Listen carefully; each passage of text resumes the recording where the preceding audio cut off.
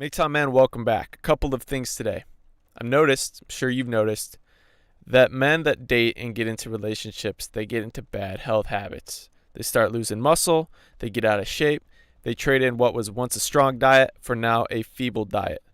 Second thing is the equivalent of a mother that doesn't want her son to succeed in life.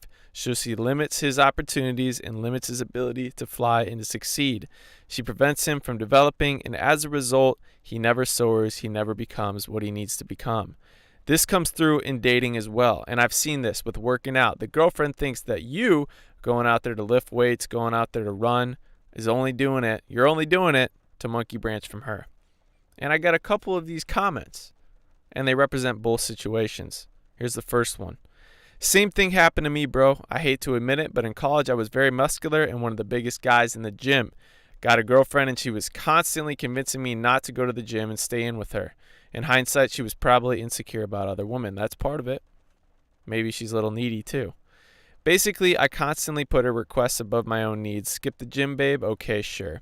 I remember looking in the mirror 3 to 4 months later and realizing I had lost upwards of 20 pounds of muscle that I had spent a year and more years building.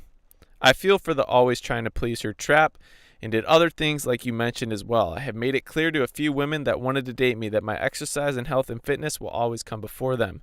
It always pushes away the wrong kinds of women. But the MGTOW lifestyle is very appealing to me. Here's comment number 2.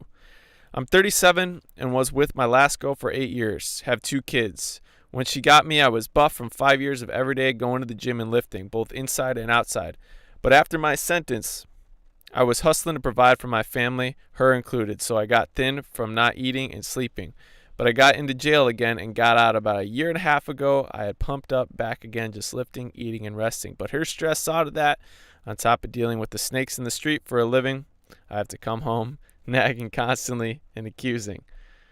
But she saw the physical change and said she doesn't like skinny men and asked if I'm getting in shape to leave her. So what she means is she likes thin guys for sex but wants a dweeb of a cuck beta male at home so she can cheat on. For those that commented, thanks. And while I don't condone obviously getting in issues with the law, beyond this, the hustle often takes a man away from his health and his gains. That's the main thing. So back with another talk in defense of MGTOW. If anything, making talks about defending MGTOW is the passion that I have. And I like being the hype man. And the hype man here is about MGTOW and health.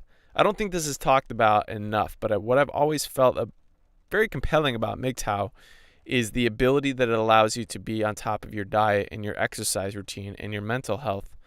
It is a very underrated element of the benefits of MGTOW, long-term and short-term.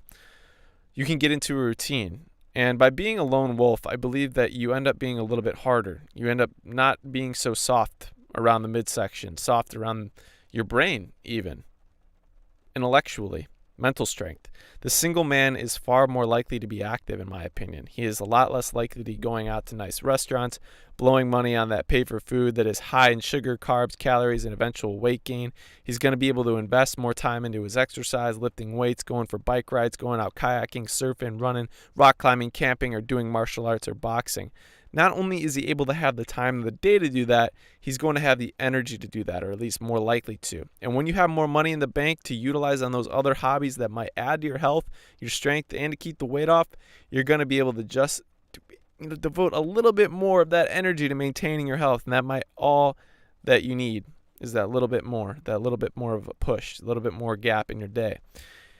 If you only have time to lift weights and get a run in early in the morning and late at night, good luck managing that if you're in a serious relationship, a long-distance relationship, and you're trying to stay in touch with them according to their schedule in a different time zone and so forth. And it's a simple justification for MGTOW, but a lot of men brush this to the side, and I think it's important to bring it up. And it's not just the, I'm taken, I don't need to be in shape mentality. It's not necessarily just about that. I'm taken, everything's good, I don't need to be in shape. Which is often the justification for why a lot of people get out of shape when they get into relationships.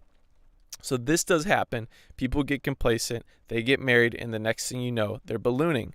They have a kid or two, they have no time to stay in shape, For them, the dad bod comes. It's a combination of a couple things. It's a combination of the inability to stay in shape because of time and money constraints, and it's likely an acceptance of life as it is what it is and being stuck in the cage that they can't get out of. That is where you get dad bods, but I'm not even talking about that. I'm talking about the benefits to your health and lifestyle when you stay single. Your sleep often improves. Your work schedule opens up. You can go to the gym when you need to go to the gym. You can get the work in that you need to get done. Your world opens up. You can travel and go climbing and hiking and adventure outdoors and devote time to this type of life. The dating life often brings out a sedentary mind. It brings out the complacent mind. One of my necessities in life is access to working out. If I didn't work out, then my brain chemistry is often destroyed. Joe Rogan talked about this in one of his recent episodes, and like anything, regardless of what you think of his podcast, I can relate to what he said about working out. One of my outlets in this world is physical exercise. Growing up, I used to say that all I needed was a basketball court to shoot on for the rest of my life and I'd be content. This is because nothing has brought me greater consistent pleasure and immediate satisfaction in life than going out and pushing myself. Everything else has fallen short of that. It releases endorphins. It is something you can always improve on. It builds your mental fortitude. There are many things to know. If you don't have this, if I don't have this, I'd crumble, and this is a necessity for me in life. Like you said, nothing will come before your exercise and your health, as you told an ex. So when you're dating, you're too busy to even hit subsistence often. When you start a new job, when you take up a new hobby in addition to the job, what are you going to do?